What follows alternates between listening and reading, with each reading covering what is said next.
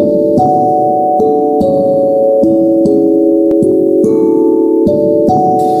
guys, saat ini kamu mendengarkan podcast dari remoteworker.id.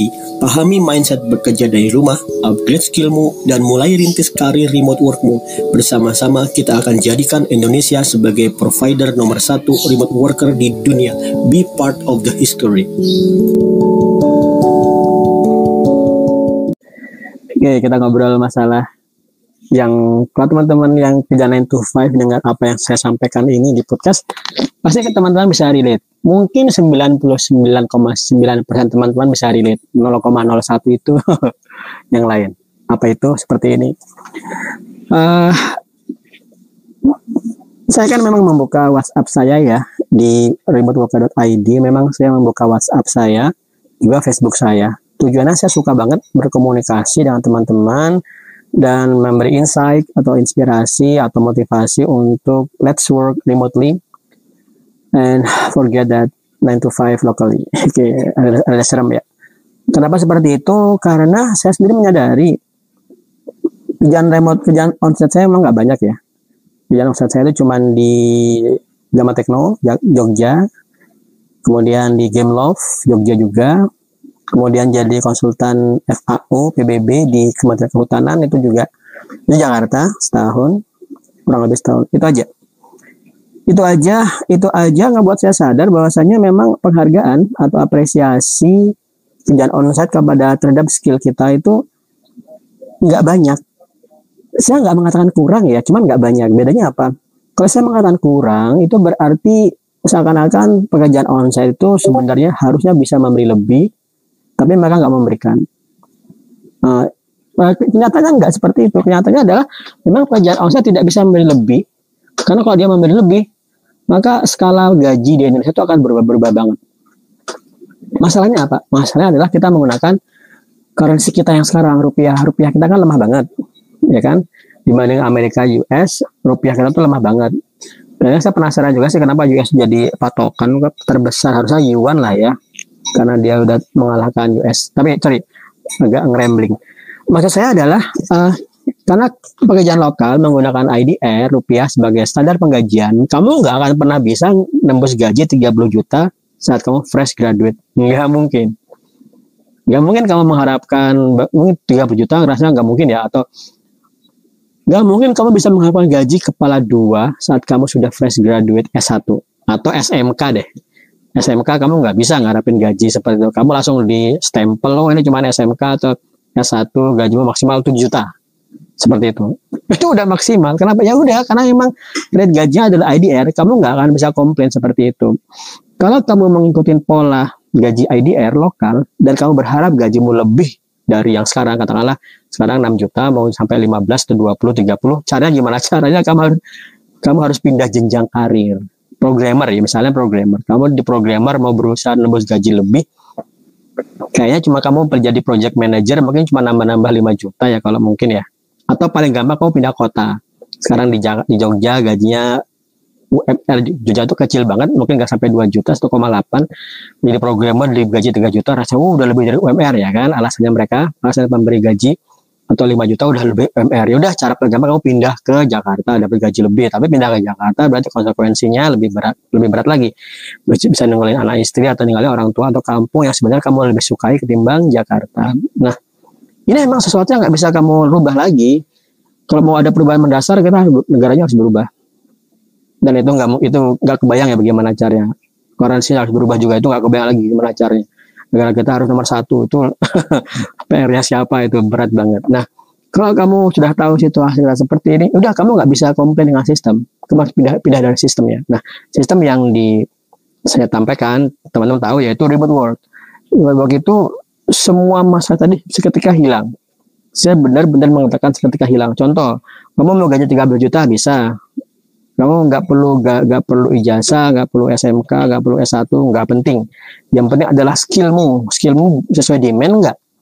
Skillmu sesuai demand, dan skill yang kamu kuasai itu nilainya mahal apa enggak? Saya kasih yang paling ekstrim ya. Misalnya kamu menguasai pemrograman Pascal atau Delphi, itu nggak mahal loh ya. Malah bisa dibilang hilang.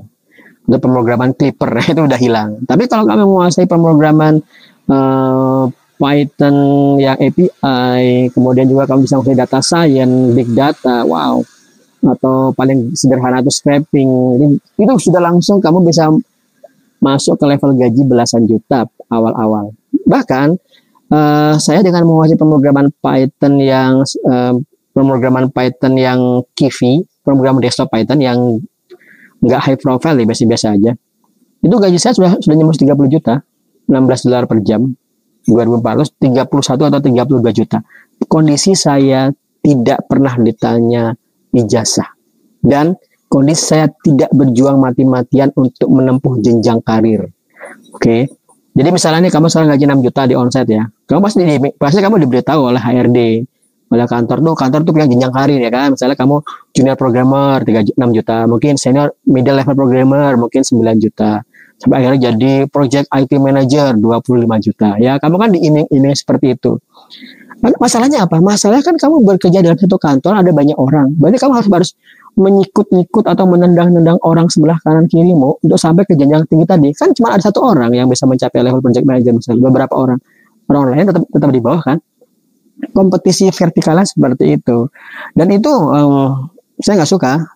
Saya pernah ngerasain hidup di tempat kantor yang seperti itu. Dan rasanya nggak enak banget ngeliat ada orang berusaha sampai ke atas, kemudian orang di bawah akan ditinggal. Itu nggak seru banget. Nah, remote work itu memang radikal banget. Radikalnya apa? Kamu kerja di Jogja, tapi uang yang kamu ambil itu uang dari Amerika. Secara tradisional kamu harus jadi TKI, ngurus visa, pelatihan TKI, terbang ke sana, ninggalin anak istri bertahun-tahun, balik ke sini ya kok anak istri masih tempat yang dulu lagi. Kalau sudah lain-lain gimana, ya kan? Nah, remote work itu radikal sekali. Radikal adalah dunia itu seperti nggak ada batasnya. Ini sekarang misalnya saya mengambil job yang dari Australia, biasa-biasa aja, nggak ada batasnya, nggak ada masalah apa ya, nggak ada masalah masukin kurikulum fitting, nggak ada masalah KTP, apakah kamu pegawai warga negara mana ABC itu nggak penting. Nah, saking ekstrimnya, radikalnya remote work itu, maka saya bisa mengatakan kalau kamu mau gaji 30 juta, kondisi kamu lulus SD, bisa aja. Ekstrim banget kan ini, ekstrim banget. Kalau kamu pakai cara bebeknya sekarang, wah, kalau mau gaji 30 juta berarti harus bekerja kantor S1, S2, jadi bla bla bla bla, panjang banget. Oke, ekstrimnya seperti itu. Nah, kemudian satu lagi, kalau saya akan memberikan satu insight ya tentang HRD. Human Resource Development atau Community Development atau apalah namanya, itu kan inginnya agar setiap program staff yang masuk ke perusahaannya itu stay di sana selama-lamanya lah, kalau bisa dibilang selama-lamanya, selama mungkin. Nah, kemudian caranya itu adalah apa? Kamu diberi gaji cukup, kemudian kamu diberikan jenjang karir. Jenjang karir itu ngebuat kamu, ada jenjang karir sebagai gaji lebih tinggi dong. Oke, tapi seperti saya sampaikan tadi, itu nggak nyaman banget karena kamu harus ngikut banyak orang. Oke, nah teman-teman, ini adalah jawaban saya untuk teman-teman yang berpikir bahwasanya pekerjaanmu yang sekarang, kantormu yang sekarang tidak bisa memberi apresiasi yang cukup untuk skillmu. Saya katakan satu lagi, kalau kamu punya kemampuan data science yang bagus, itu 30 juta murah deh itu, murah banget deh itu. Dan aku bilang 30 juta murah, itu bukan bullshit lah ya, itu bukan sekadar aku mempromosikan remote work supaya kamu gabung dan sebagainya. Memang seperti itu, teman-teman yang bergaji 30 juta itu biasa aja, secara akademis lulusan SMK aja. Malah ada teman lulusan SMK nih, Mas Abdul Hanan, saya tahu pernah bagi sukses story saya ya. Lulusan SMK saya lagi nanganin beberapa kantor di Bali, satu klien Australia. Gimana caranya kalau ini tanpa remote work? Nggak bisa. Oke teman-teman, begitu, kurang apresiasi, tinggalkan kantormu, kejar remote work, gajimu $, diam di rumah, dampingi anak istri dan orang tuamu di kampung dan bangun kampungmu agar Indonesia itu tidak melulu Jakarta. Oke, biarkan Jakarta tambah berisik, kita kembali ke kampung masing-masing aja. Thank you.